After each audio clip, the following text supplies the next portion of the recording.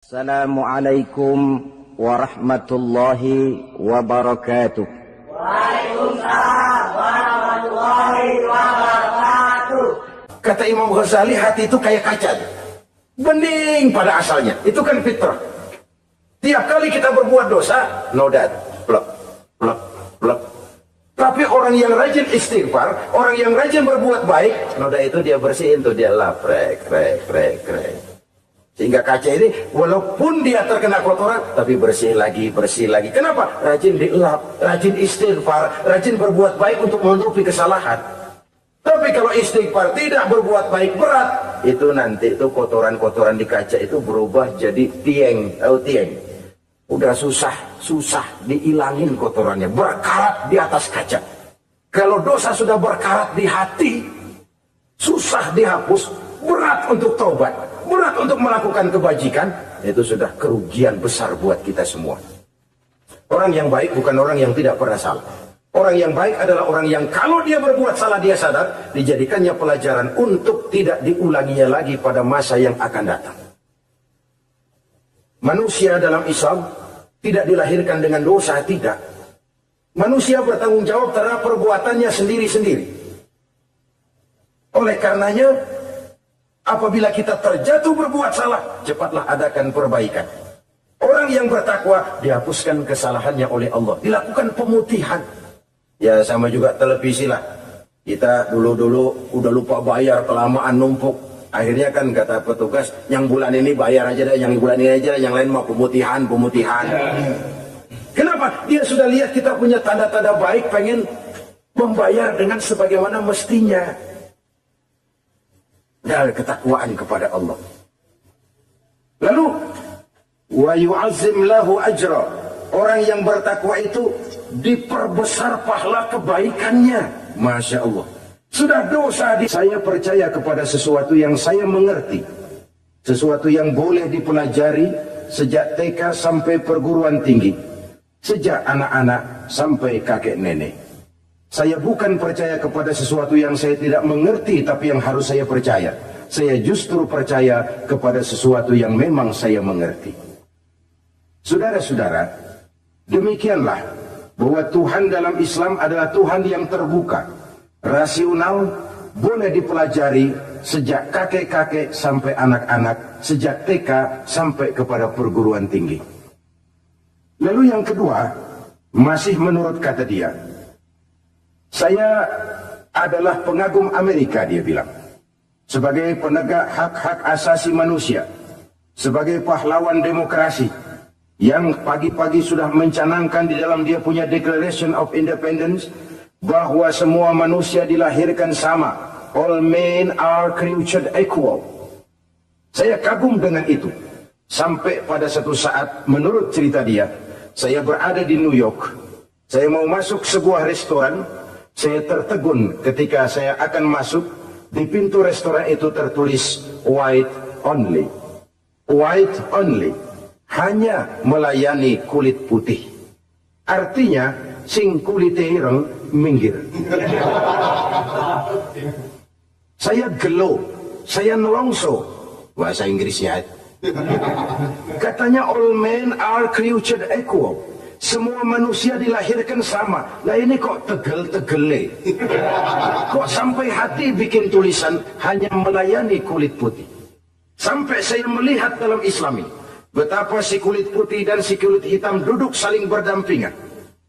Masjid menjadi simbol semangat kebersamaan mereka. Siapapun masuk masjid, buka sepatu. Di sana mereka menghadap ke arah yang sama. Menyembah Allah Tuhan yang sama. Mengikuti cara Rasul yang sama, melakukan gerak yang sama, membaca bacaan yang sama, dengan bahasa yang sama. Persaudaraan seperti inilah yang lama saya dambakan. Ini kenapa saya memilih Islam. Saudara-saudara kaum muslimin, saya ingin menggunakan cerita ini sebagai pengantar, bahwa salah satu misi Islam memang membebaskan manusia dari ras diskriminasi. Nabi menyatakan, Inna Allah la yanzuru ila suwarikum wa amwalikum, walakin yanzuru ila qulubikum wa a'malikum. Sungguh, Allah tidak melihat tampangmu, Allah tidak melihat potonganmu, Allah juga tidak melihat hartamu. yang Allah lihat adalah hati dan amal perbuatanmu. Islam membebaskan manusia dari ras diskriminasi. Dari manapun orang datang, apapun warna kulitnya, dari suku apapun ia dilahirkan, akidah mengikatnya dalam satu persaudaraan yang mesra, persaudaraan Islam. Nilai manusia dengan demikian bergantung kepada ketakwaannya. Takwa, seperti kita tahu, adalah bahasa Quran yang sudah menjadi bahasa kita. Sedemikian sering kalimat ini dipakai, sampai-sampai ia mengalami pergeseran dari arti yang sebenarnya. Takwa, sejauh yang kita baca dari peninggalan para ulama kita, mempunyai konotasi imtithalul awamir wajtinabun nawahi. Melaksanakan seluruh yang diperintah Allah dan meninggalkan semua yang dilarangnya. Apa perbedaan prinsipnya? Kalau melaksanakan perintah itu sesuai dengan kemampuan, tapi menjauhi larangan itu mutlak. Enak kalau ada ayat, jauhilah larangan Allah semampu kamu, enak. Yang semampu kita itu melaksanakan perintah, tapi kalau sudah meninggalkan larangan, mutlak. Jauhi, tinggalkan. Disitulah nilai ketakwaan seseorang. Ini kan enggak, karena takwa digunakan oleh semua orang, akhirnya artinya bergeser. Semua ngomong takwa. Pejabat kalau dilantik bertakwa, sampai membleh bertakwa. Setelah pelantikan takwa ngalor dia ngidul. Harus dikembalikan kepada pengertian asalnya. Takwa itu adalah komitmen seseorang kepada perintah Allah dan komitmen meninggalkan yang dilarangnya sesuai dengan kemampuan. Di situ nilai manusia dalam pandangan Allah. Yang tadi Nabi katakan, Allah nggak lihat potongan kita, Allah nggak lihat harta kita. Yang Allah lihat adalah hati dan amal perbuatan, dan itulah takwa itu. Maha benar Allah dengan firman-Nya yang menyatakan, Inna akramakum indallahi atqakum. Yang paling mulia di antara kamu dalam pandangan Allah adalah orang yang paling bertakwa kepadanya.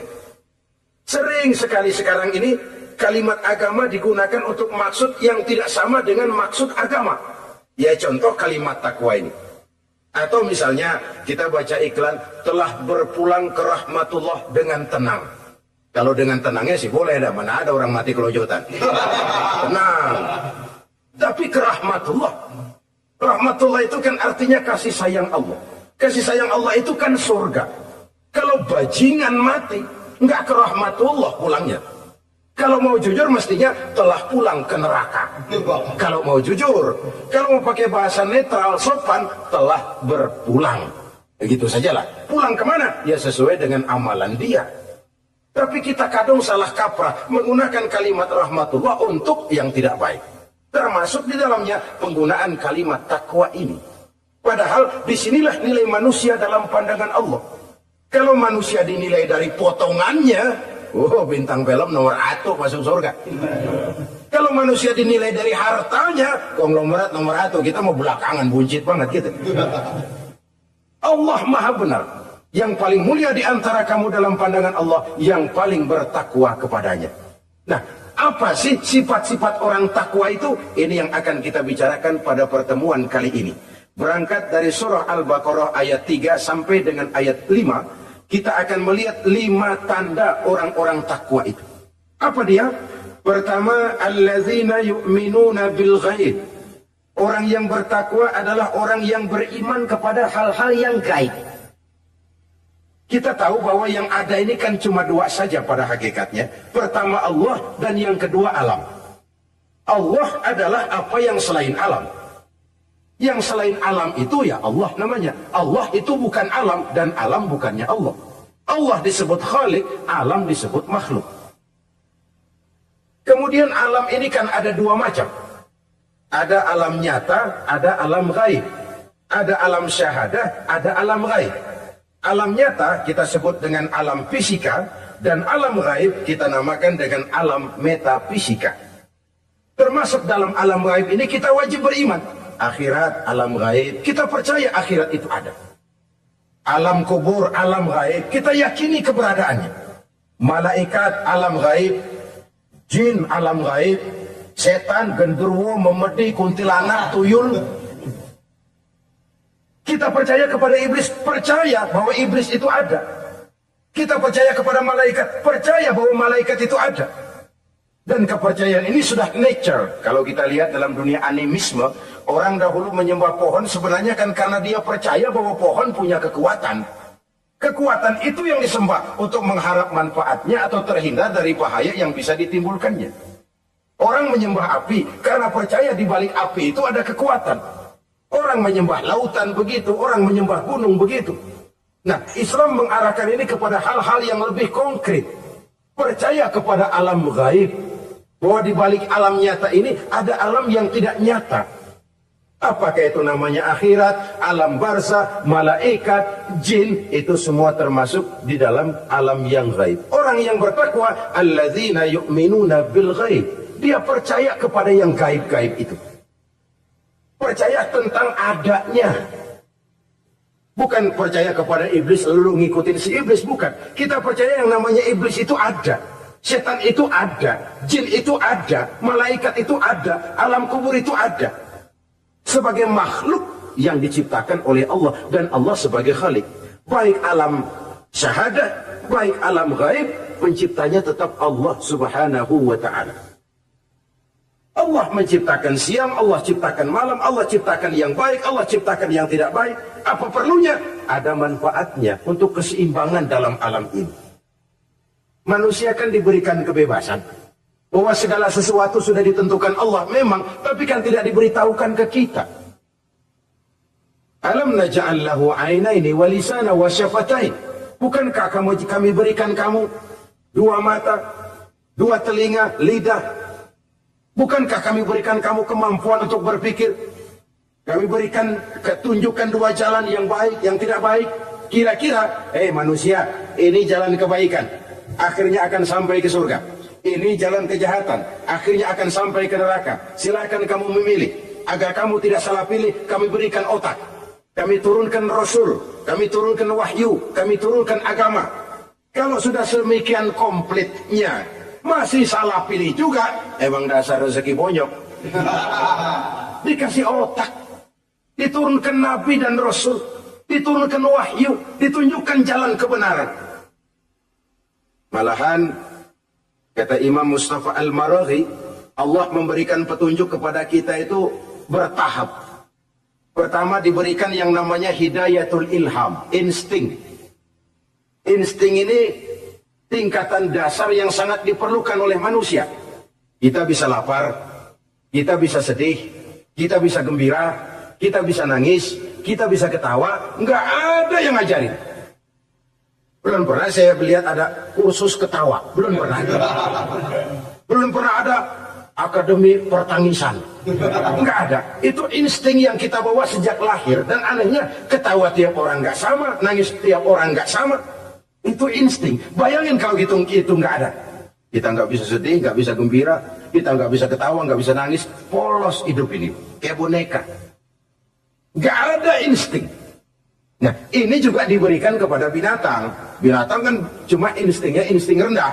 Binatang marah bisa marah. Tapi perasaan mulia binatang nggak punya. Kepengen dipuji, kan kagak ada binatang. Dia cuma punya perasaan-perasaan rendah. Marah, tahu kebo kita sodok, marah dia. Perasaan rendah, lapar, binatang punya. Kenyang, binatang punya. Tapi perasaan tinggi, binatang nggak punya. Kepengen hidup lebih baik, nggak ada. Kepengen hidup terhormat, nggak ada. Senang kalau dipuji, nggak ada. Coba kebo kita puji habis-habisan, diam aja dia. Waduh, lu bukan main hebat bener. Ya tetap aja kebo. Atau kita caci maki, nggak bakal dia marah. Ini perasaan tinggi, ingin lebih baik, ingin lebih terhormat, senang kalau dipuji, marah kalau dicaci. Itu perasaan tinggi yang hanya diberikan kepada manusia. Manusia dipuji, senang, dicaci, marah. Orang kita puji walaupun, wah kamu hebat bener. Walaupun dia bilang, kamu bisa aja. Tapi kupingnya tetap aja mekar. Senang kalau dipuji. Insting yang rendah diberikan juga kepada binatang. Tapi bukan insting yang tinggi. Ini petunjuk pertama. Dengan itu kita punya perasaan dasar untuk mengagumi, untuk sedih, untuk gembira, dan sebagainya. Setelah insting kita diberikan panca indera. Yang kerjanya juga nggak sama. Penciuman dengan pendengaran, dengan penglihatan kan nggak sama. Yang enak buat kuping belum tentu enak buat hidung.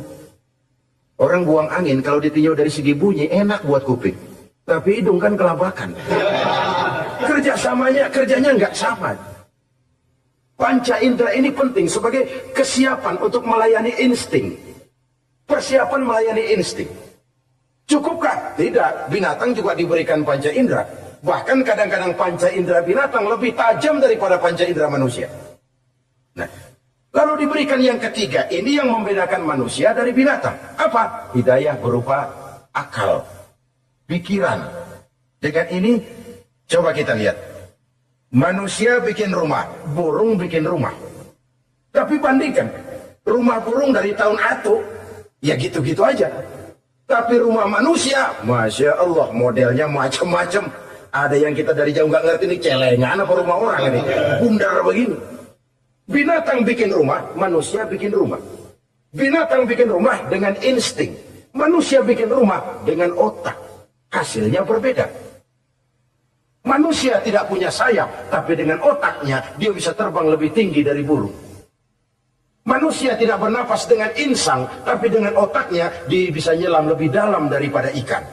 Ini kelebihan manusia dari binatang, diberikan otak.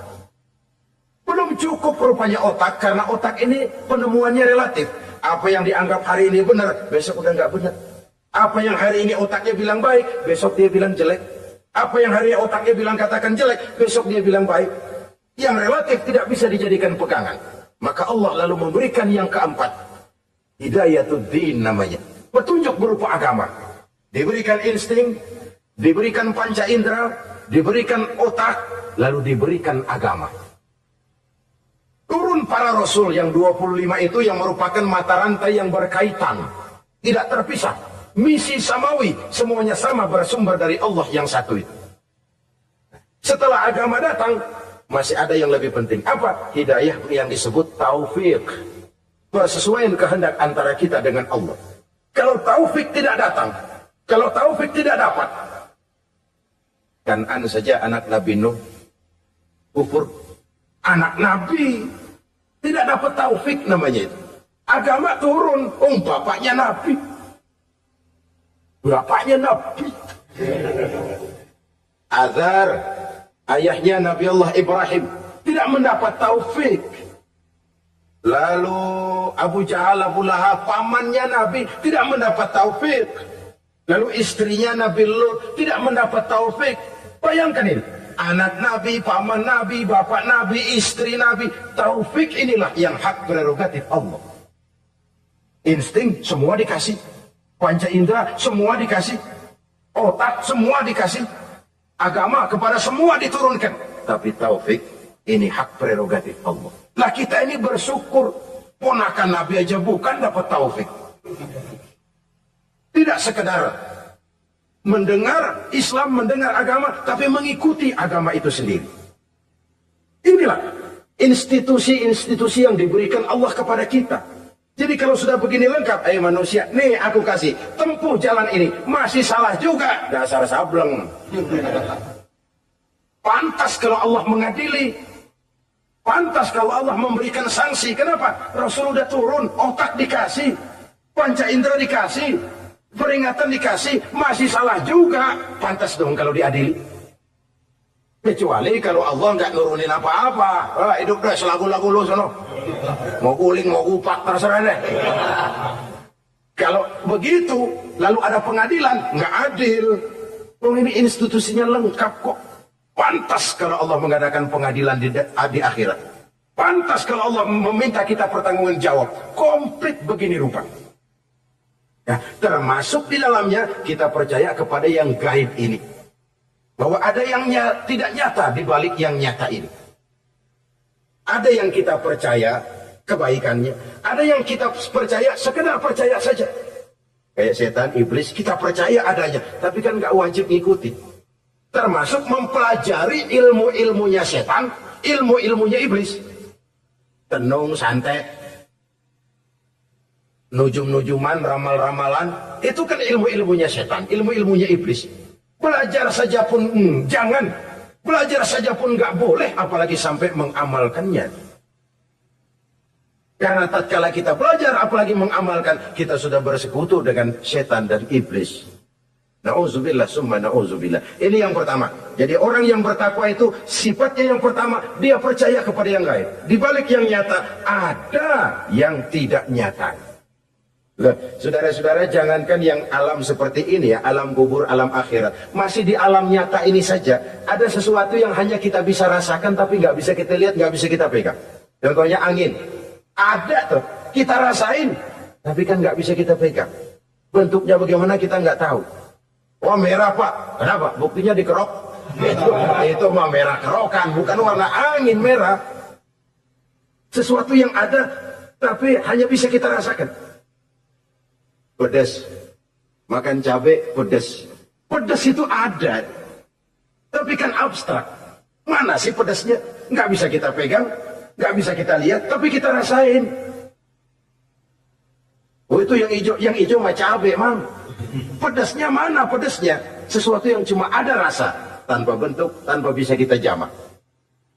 Ini satu langkah untuk mengantar kita memahami yang gaib.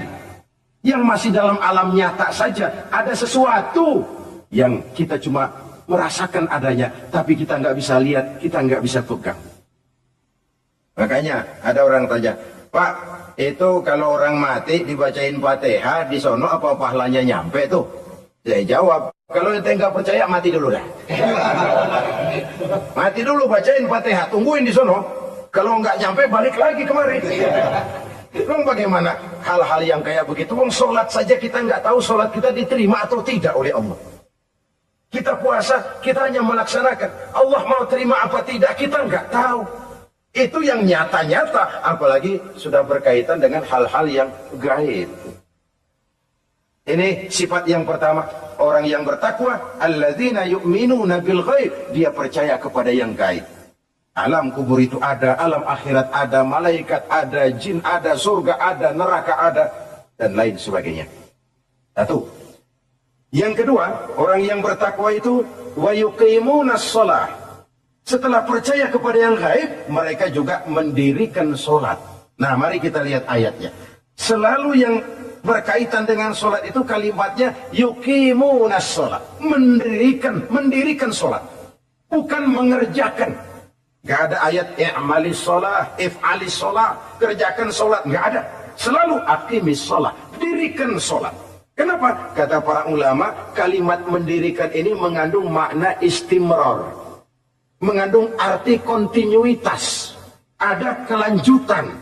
Mendirikan sholat artinya mengerjakan sholat dengan betul. Selesai sholat, ajaran sholat diterjemahkan dalam kehidupan. Itu artinya mendirikan sholat. Nah, kalau dilihat dari sisi ini, banyak di antara kita yang sudah mengerjakan sholat, tapi belum mendirikan sholat. Sebab mendirikan istimrar, ada kesinambungan. Selesai sholat, ajaran sholat diterjemahkan di tengah-tengah kehidupan bermasyarakat. Sehingga sholatnya punya refleksi. Sholatnya punya bias dalam membentuk kepribadian dirinya. Ini kadang-kadang rancu. Yang sembahyang dia, yang nyolong dia. Yang baca Quran dia, yang fitnah orang dia. Yang sedekah dia, yang nyolong dia juga. Ansip bingung bagaimana mutusinnya. Kalau mendirikan sholat mengandung arti kesinambungan, selesai sholat, ajaran sholat diterjemahkan dalam kehidupan. Apa? Banyak tentunya. Misalnya sholat melahirkan sikap rendah hati, melahirkan keikhlasan, melahirkan sifat jujur, melahirkan sifat disiplin, dan lain sebagainya. Dan itu diterjemahkan dalam kehidupan. Kita lihat, ini anggota badan kita yang paling terhormat kan kepala. Kalau bercanda sama teman, dipegang tangan, kita masih senyum. Dipegang kaki, kita masih senyum. Tapi kalau pala dikeplakin, jengkel bukan main. Kenapa? Al-Mukarram itu adanya di sini. Otak, di kepala. Tapi kepala yang kita hormati ini, ketika sujud dengan di hadapan Allah, sama rendahnya dengan telapak kaki kita. Allahu Akbar. Yang besar cuma Allah. Manusia, kepala sama rendah dengan telapak kaki. Kesadaran ini membias, selesai sholat, kembali ke masyarakat, sombongnya hilang. Apalagi ikhlas. Sholat itu kan lillahi ta'ala. Orang mau puji apa tidak, enggak soal. Orang mau bilang ini, mau bilang itu, soal lain. Yang penting ini saya kerjakan lillahi ta'ala. Karena Allah saja, bukan karena yang lain. Disiplin. Sehari semalam 5 kali kita lapor kepada Sang Maha Komandan. Bagaimana tidak akan tercegah dari perbuatan yang keji dan munkar? Seorang prajurit saja, kalau sehari semalam 5 kali dia lapor kepada komandannya, saya yakin dia tidak akan sempat melaporkan yang tidak baik. Pantas kalau Al-Quran memberikan jaminan, solat mampu mencegah manusia dari perbuatan yang keji dan munkar. Masih ada yang tanya, Pak, katanya sembahyang mencegah orang berbuat jahat. Iya, teman saya kok sembahyang nyolong ayam. Bagus, sembahyang nyolong ayam. Coba nggak sembahyang, nyolong motor. Gedean lagi yang dicolong. Dan sebenarnya itu bukan jawaban, itu cuma logika saja. Yang benar adalah solatnya belum berfungsi. Dia baru mengerjakan solat, belum mendirikan solat. Inilah yang kalau kita jujur mau bicara, inilah problem kita sekarang ini. Mengislamkan orang Islam. Bagaimana dari mengerjakan solat kita menjadi mendirikan solat. Agar solat itu membuahkan hasil berupa pembentukan kepribadian. Di tengah-tengah kehidupan sosial kemasyarakatan. Kalau tidak, ya sekedar terjebak kepada rutinitas. Pergi haji begitu, pulang haji bikin gila. Masuk Ramadan begitu, selesai Ramadan ya tetap begitu. Ibadah tidak memberikan bias dalam pembentukan pribadi. Itulah sebabnya digunakan kalimat yuqimunas sholat, mendirikan sholat yang mengandung arti berkesinambungan. Selesai sholat, jiwa dan semangat, ajaran dan filsafat sholat diterjemahkannya dalam kehidupan sehari-hari. Saudara-saudara kaum muslimin rahimakumullah. Sifat yang ketiga dari orang takwa adalah wa mimma razaqnahum yunfiqun. Mereka menginfakkan sebagian dari rizki yang diberikan Allah kepada mereka. Rizki, menurut definisi yang diberikan para ulama kita, ar-rizqu bima'na al-'ata' hissiyan kana aw ma'nawiyan. Rizki adalah pemberian, baik yang abstrak maupun yang konkret. Selama ini kita sering mengartikan rezeki hanya dalam bentuk uang, sehingga rezeki kita dibatasi oleh pengertian kita sendiri. Padahal tidak cuma uang, ilmu adalah rezeki, jabatan dan kedudukan adalah rezeki, otoritas dan wibawa juga rezeki, anak, istri, suami juga rezeki. Ketika ayat ini mengatakan wa mimma razaqnahum yunfiqun, mereka menginfakkan sebagian dari rizki, yang dimaksud di sini adalah rizki yang konkret dalam bentuk materi, uang, benda, dan lain sebagainya. Orang yang bertakwa sadar benar, dari Allah rizki datang, ke jalan Allah rizki dibelanjakan. Semakin kita rajin membelanjakan rizki di jalan Allah, biasanya akan semakin mengalir rizki dari Allah. Semakin bakhil kita, kadang-kadang rezeki juga malas deketin kita. Yang keempat, orang yang bertakwa itu alladzina yu'minuna bima unzila ilaika wa ma unzila min qablik. Mereka beriman, mereka percaya kepada apa yang diturunkan terhadap Muhammad, yaitu Al-Quran, wa ma unzila min qablika, dan apa yang telah diturunkan sebelum kamu, yaitu Taurat, Zabur, dan Injil. Orang yang takwa percaya bahwa Allah dahulu telah menurunkan Taurat kepada Musa, Allah telah menurunkan Zabur kepada Nabi Daud, Allah telah menurunkan Injil kepada Nabi Isa. Percaya sekadar percaya, tidak wajib mengamalkan ajarannya. Kita percaya Taurat itu kitabnya Allah, Injil dahulu yang diturunkan kepada Nabi Isa kitab Allah, Zabur kitab Allah. Percaya sekadar percaya, bukan percaya kemudian mengamalkan, bukan. Karena dengan turunnya Al-Quran, maka seluruh kitab-kitab terdahulu sudah tercakup di dalam Al-Quran. Orang yang bertakwa percaya kepada apa yang diturunkan terhadap Nabi Muhammad. Apa itu? Al-Quranul Karim. Bagaimana kepercayaan kita kepada Al-Quran? Bahwa dia kitab suci, yang isi dan redaksinya langsung dari Allah, yang kita membacanya beribadah, mengerti atau tidak mengerti artinya. Akan lebih baik setelah bisa membaca, mengerti, kemudian mengamalkannya dalam kehidupan kita. Saudara-saudara, kalau kita adakan konteks ini, di mana-mana modernisasi, globalisasi, kemajuan sering membawa pergeseran nilai. Dulu, ini zaman dulu ya, Waktu listrik belum masuk desa, kita rasakan betul. Kalau masuk kampung berasa banyak orang Islam. Padahal rumah pakai lampu templok, lampu tempel, paling banter, patroma. Tapi kita masuk kampung berasa kok banyak orang Islam. Kenapa? Suara Al-Quran kedengaran dari rumah-rumah. Kenapa? Ada anak-anak muda lagi latihan baca barzanji. Kenapa? Ada fatayat, santri-santri wanita lagi baca solawatan. Kenapa? Nenek-nenek lagi ngapalin sifat 20 sembari nyisik. Wujud artinya ada, maka mustahil Allah. Zaman dulu terjadilah modernisasi, listrik masuk desa. Apa yang kita lihat? Rumah pada terang. Terus televisi main gede-gedean. Lalu radio kaset main kenceng-kencengan. Tergeserlah suara Al-Quran, apalagi selawatan, apalagi barzanjian. Apa tidak boleh? Ya boleh saja. Apa tidak bagus? Ya bagus saja. Tapi kalau harus menggeser, apalagi menggusur nilai-nilai positif, itu yang kita prihatin. Kan Nabi mengingatkan, la tattabi'anna sunnana man kana qablakum shibran bi shibrin wa zira'an bi zira'in. Kamu akan ikuti tingkah laku orang-orang sebelum kamu. Cuma ikut-ikutannya nggak berasa. Sejengkal, lalu sehasta, lalu semeter, lalu 3 meter. Begitu enak kamu ikut-ikutan budaya orang lain, sampai yang kamu ikuti masuk lubang biawak, kamu akan masuk juga ke dalamnya. Inilah kehidupan kita, inilah kehidupan anak-anak kita. Jujur mereka lebih kenal Valentine Day daripada Muharram. Anak-anak kita, anak-anak muslim, kalau kita menghitung Muharram sampai Zulhijjah nggak hafal.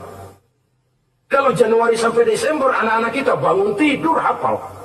Muharram sampai Zulhijjah, jangan anaknya, bapaknya keder.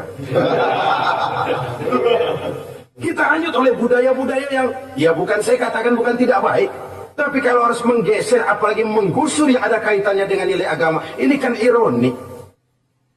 Ikut-ikutan kita sejengkal, semeter, sampai yang diikutin masuk lubang biawak, udah kadang asing ikut, ya ikut juga nyemplung ke dalamnya. Orang sering katakan mula-mula dari nama dulu nih yang kagak begitu kelihatan pengaruhnya. Mula-mula malu pakai nama yang berbau Quran, malu pakai nama yang berbau Islam. Dari nama nanti dia pindah ke pakaian, dari pakaian dia pindah ke pergaulan. Kalau sudah pindah ke pergaulan dikhawatirkan pindah agama pun nggak terasa. Wah, semua agama sama, semua agama bagus. Lalu bagaimana? Bagaimana musimnya aja. Ironi, menyedihkan, memilukan, bahkan memalukan. Yang tidak boleh kan fanatik kepada guru, yang tidak boleh kan fanatik kepada suku. Kalau kepada agama fanatik itu wajib, dalam arti bukan sempit, berpegang teguh kepada agama. Satu sikap yang wajar, bahwa penganut suatu agama menganggap cuma agamanya yang benar. Itu sikap setiap penganut agama. Orang Kristen begitu, orang Hindu begitu, orang Buddha begitu. Kenapa kalau orang Islam begitu lalu dianggap ekstrim? Sebagai Muslim saya yakin cuma Islam yang benar. Kristen juga akan bilang begitu. Kristen yang benar, Buddha juga akan bilang begitu. Ini fanatisme dan wajar penganut suatu agama menganggap cuma agamanya yang benar. Yang lain juga bersikap begitu. Tapi kalau Islam saja yang bilang ekstrim katanya. Dunia internasional sendiri kadang-kadang kalau sudah ekstremis, teroris, kok cepat sekali alamatnya ke Islam. Saudara-saudara kaum muslimin, rahimakumullah. Saya kembali kepada soal kita. Begitu enak kamu ikut-ikutan, yang kamu ikuti masuk ke lubang biawak, kamu akan ikut juga masuk ke dalamnya. Maka hati-hati bergaul. Maka hati-hati memilih teman. Maka baik teman pergaulan, lebih-lebih teman hidup. Karena orang sering bilang cinta itu love is blind katanya ya. Cinta itu kotok. Cinta itu buta. Cinta itu lamur. Nggak bisa bedain coklat. Nggak bisa bedain yang lain-lain. Orang sering kehilangan pertimbangan. Demi cinta akidah terjual.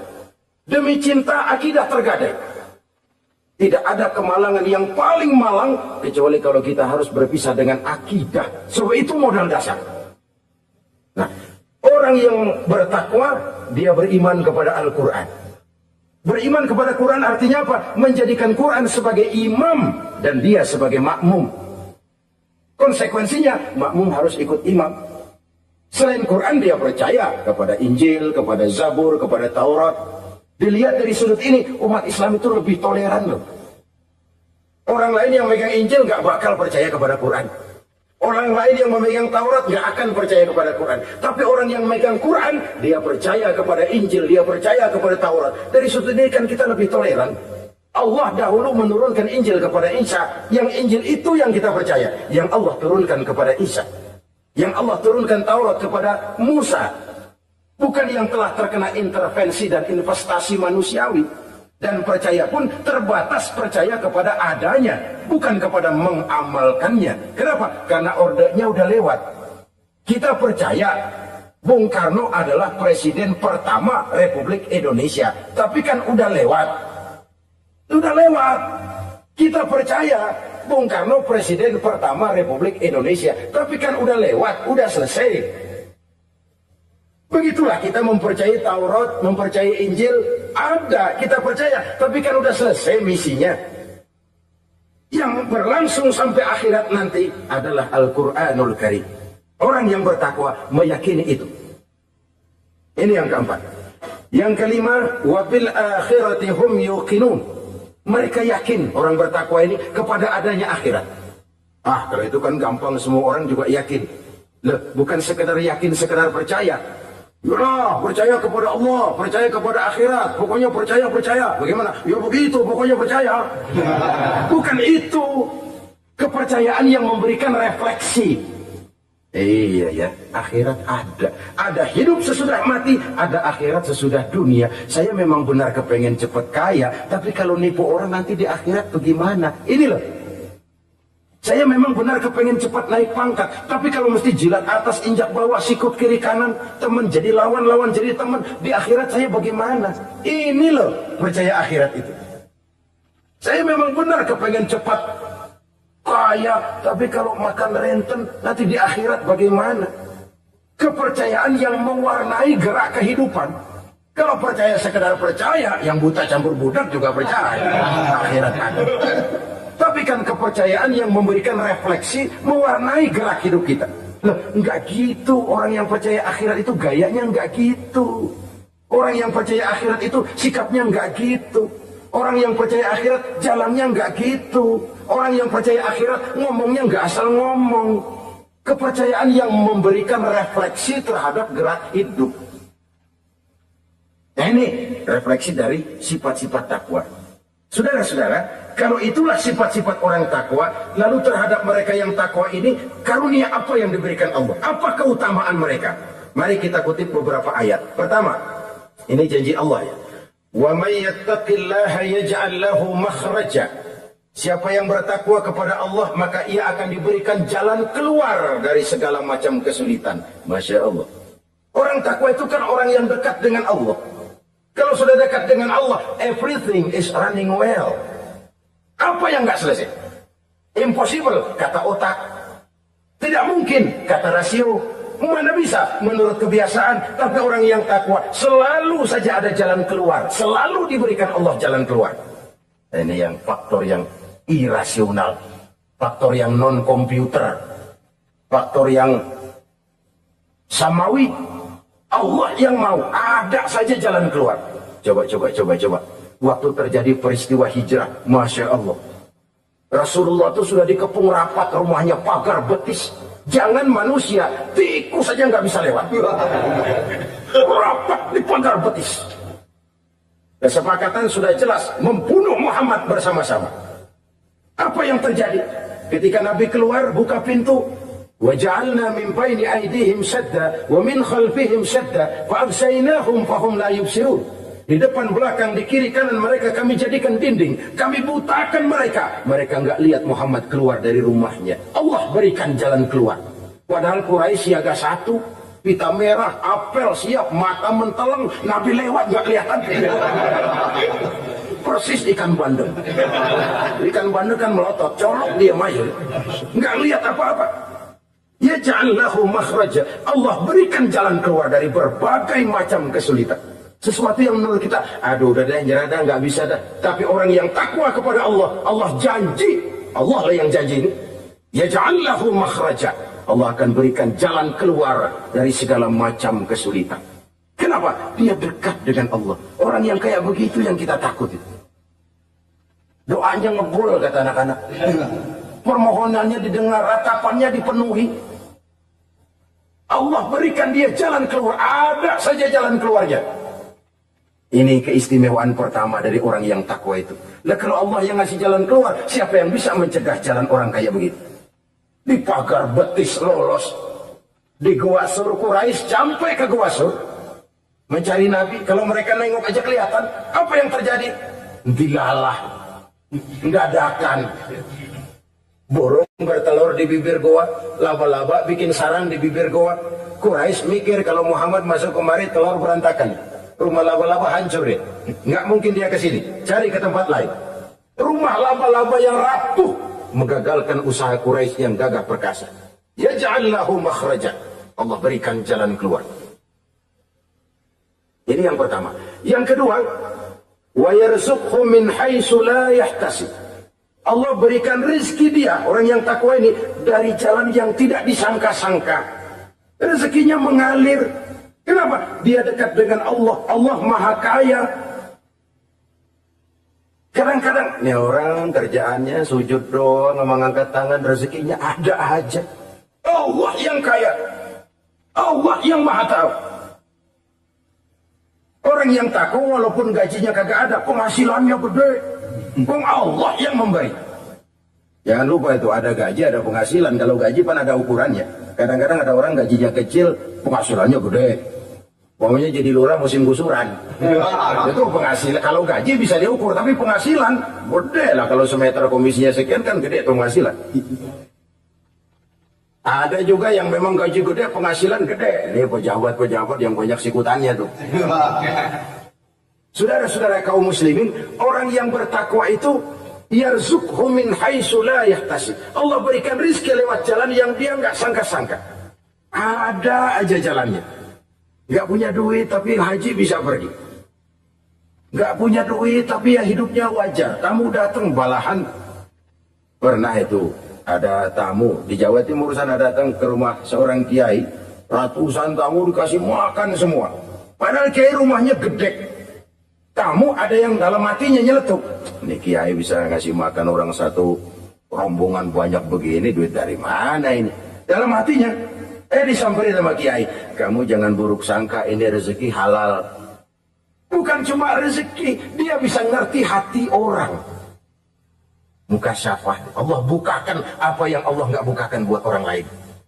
Ini karunia. Dan itu hanya mungkin dengan takwa. Itu tadi. Komitmen kepada perintah Allah, menjauhi larangannya. Mukasyafah, dibukakan pintu oleh Allah. Dia bisa lihat yang orang nggak lihat, dia bisa tahu yang orang lain nggak tahu. Udah nggak bisa main-main kalau ketemu orang begini. Udah high class ini di sisi Allah. Ini yang kedua, rezekinya ngalir lewat jalan yang nggak sangka-sangka. Yang ketiga, wa may yattaqillaha yaj'al lahu min amrihi yusra. Orang yang bertakwa kepada Allah, Allah jadikan urusannya gampang. Allah mudahkan urusannya. Masya Allah. Kalau Allah yang sudah mudahkan, siapa sih yang bisa bikin sulit? Allah yang gampang itu urusannya. Orang mana yang bisa bikin sulit? Boleh manusia merencana, mempersulit, memblokir segala macam. Tapi kalau Allah gampangin, jalan itu urusan. Boleh manusia merancang. Tapi kalau Allah mau, apa yang nggak mungkin? Satu kampung orang mau jatuhin kita. Kalau Allah mau angkat, naik. Satu negara orang mau naikin kita. Kalau Allah mau turunin, nyungsep. Tu'izzu man tasya' wa tuzillu man tasya'. Allah muliakan siapa yang dikehendakinya. Allah rendahkan siapa yang dikehendakinya. Saudara-saudara kaum muslimin rahimakumullah. Dimudahkan urusan orang yang takwa itu. Jadi kalau ingin urusan kita dimudahkan oleh Allah, konsepnya cuma takwa. Kembali kepada komitmen, laksanakan yang diperintah, jauhi yang dilarang. Itu saja. Apalagi keutamaan orang takwa itu, wa may yattaqillaha yukaffir anhu sayyi'atihi wa yu'azzim lahu ajra. Siapa yang bertakwa kepada Allah, dihapuskan segala kesalahannya yang sudah lalu. Masya Allah. Dihapuskan kesalahannya. manusia punya salah, ya manusiawi. Tapi ada hadis menyatakan, ikuti perbuatan salahmu dengan kebaikan. Niscaya kebaikan itu akan menghapus kesalahan kamu. Kalau dulu kita makan harta orang dengan zalim, kita nggak sempat minta maaf tuh orang udah mati. Bagaimana caranya? Perbanyak sedekah. Mudah-mudahan sedekah ini menutupi kesalahan kita yang lalu memakan harta orang dengan cara yang zalim. Ikuti perbuatan salah dengan kebaikan. Niscaya kebaikan itu akan menghapus kesalahan kamu. Nah ini orang yang bertakwa dihapuskan kesalahannya oleh Allah. Direhabilitir. Dia lakukan pemutihan. Yang melakukan pemutihan Allah.